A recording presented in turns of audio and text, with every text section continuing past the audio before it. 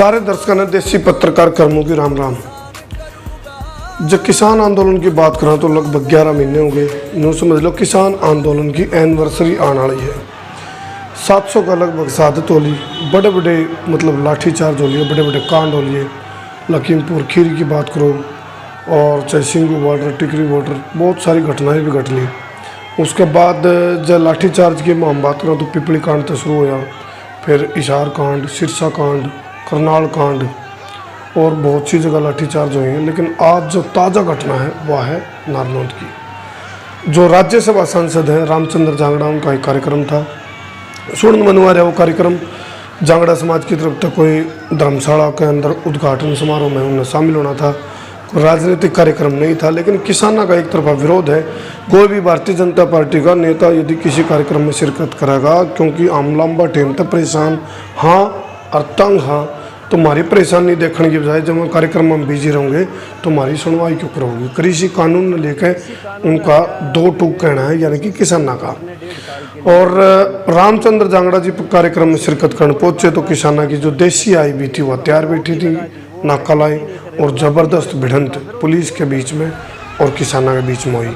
कार्यक्रम में नाना कर दे भी कुछ किसान पहुँच गए और मुर्दाबाद के नारे लगे।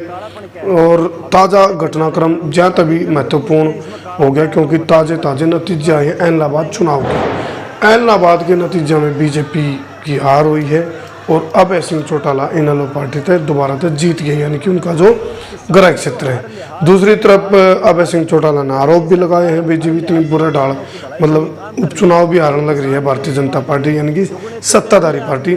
उसके बावजूद भी मुख्यमंत्री का नैतिक कर्तव्य बना कि वह इस्तीफा दे दें। लेकिन किसानों की तरफ से जो विरोध है वो जारी है।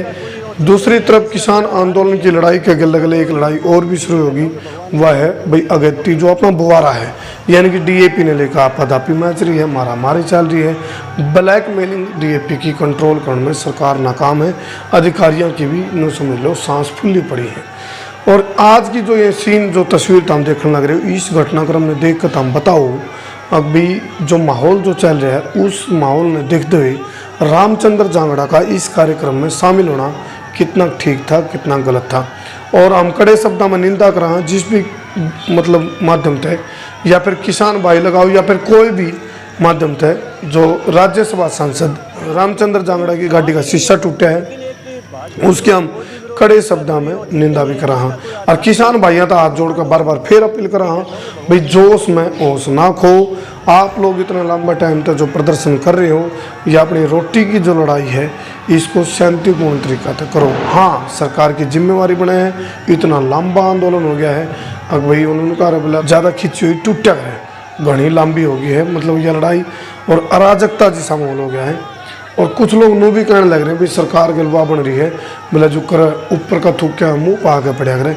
तो इस डाल की कसम सरकार पड़ रही है, बड़ी बड़ी योजनाएं वोटा के टाइम पर काट दे हैं। मतलब जो एजेंडा हुआ है, मैनिफेस्टो है, उसमें बहुत बड़ी बड़ी बात तमाम पार्टियाँ की बात मैं करूँगा, बड़ी बड़ी बात में कह दे हैं, फिर उनका तरफ में बात पुगानी हो क्यों जे हैं, और उसका नतीजा शायद ही सत्ताधारी पार्टी ने भुगतना पड़ रहा है। जो मैनिफेस्टो में या एजेंडा में जो बात कही थी उसके अनुसार वो चीज़ हुई को नहीं, तो किसानों ने विरोध शुरू कर दिया और उसे के ट्रेलर बार बार देखने जगह जगह तक मिलने लग रहे हैं। आज का ट्रेलर नारनौंद आया और यह तस्वीर देखो और कमेंट करके बताइयो भाई कसूरवार कौन। और एक और ताज़ी खबर यह आई है, अभी थाना में डेरा ला दिया है किसानों ने, अन्नू कहा है भाई जो भी मामला होया है इसमें जो किसानों के ऊपर मतलब जो भिड़ंत हुई आपस में, जो लाठीचार्ज हुआ है, उसमें जिन किसानों के ऊपर चोट आई है उन्हें मुआवजा और जिनने मारी है उनके ऊपर कानूनी कार्रवाई करी जाए। कर दियो शेर। जय हिंद, जय हरियाणा, जय जवान, जय किसान।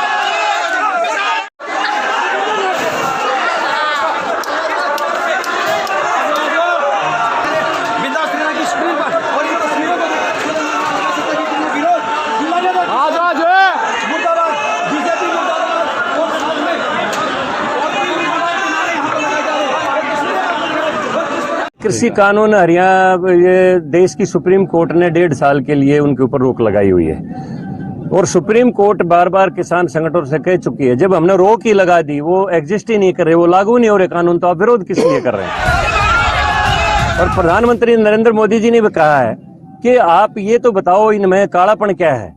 अब ये कह देते हैं काले कानून, अब ये जब ये पूछते हैं इसमें काला क्या है तो वो बता नहीं पाते, क्यों? काला कुछ हो तो बताएंगे ना।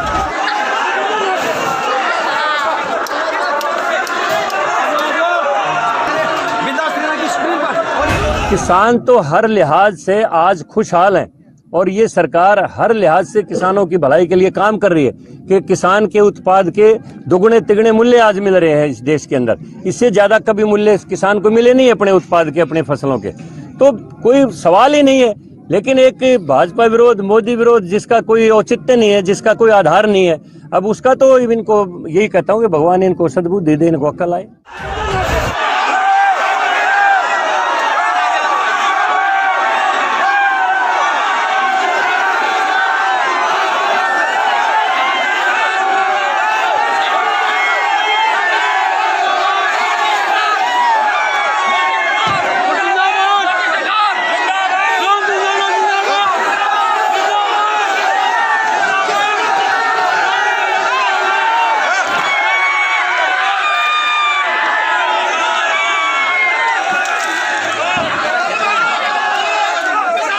कोई सवाल ही नहीं है।